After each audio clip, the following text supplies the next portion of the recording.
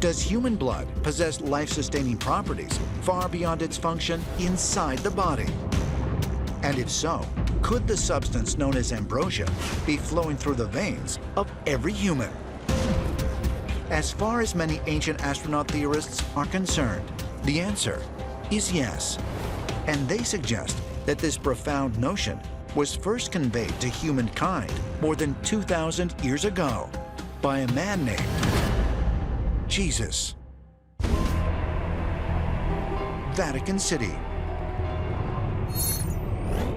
2019. Thousands of pilgrims bow their heads as Pope Francis performs the liturgy of the Eucharist and consecrates the offerings of bread and wine. According to church historians, the ceremony's roots lie in the Last Supper Jesus shared with his disciples shortly before he sacrificed his life on the cross. As he passed the bread, Jesus said, "Take this and eat it, it is my body." And as he passed the wine, he said, "Drink this, it is the blood of the covenant." And out of that moment at a meal grew a great ritual, a ceremony, a sacrament that is repeated to this day around the world by millions of people.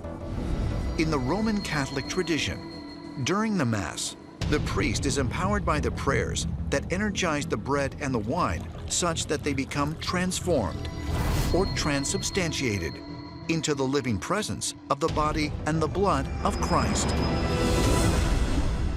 Transubstantiation is one of the Catholic Church's most exalted mysteries.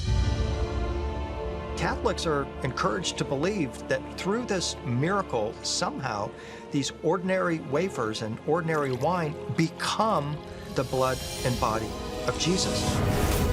Could this rite of turning bread and wine into the body and blood of Jesus really have otherworldly origins? Isn't it interesting that we have numerous traditions around the globe telling us that blood is the substance reserved for the gods? Now we have to ask, is there a connection between the ritual of the Catholic Mass and extraterrestrials? Maybe it's possible by imbibing certain bloods, the extraterrestrials are actually able to extend their lifespans to incredible degrees.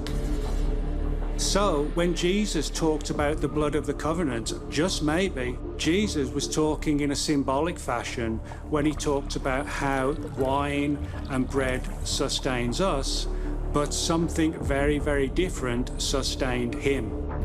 That the wine that sustains us is the parallel of the blood for Jesus. If alien beings have been coming to Earth for thousands of years, is it possible that they've evolved to a point where they do not physically consume food in the way that humans do, but are able to draw sustenance from certain energetic substances?